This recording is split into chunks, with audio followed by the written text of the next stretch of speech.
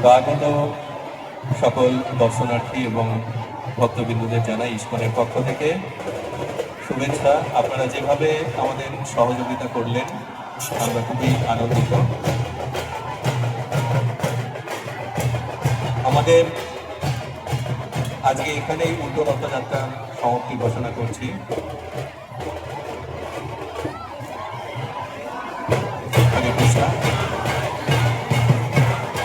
তো আমাদের মন্দিরের গেটের ঠিক বাঁ পাশে সেখানে প্রসাদ দেওয়া হচ্ছে, আপনারা সবাই প্রসাদ গ্রহণ করে যাবেন।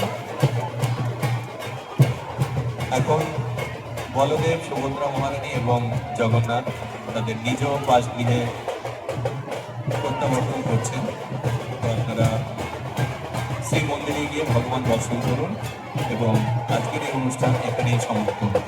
হরে কৃষ্ণ।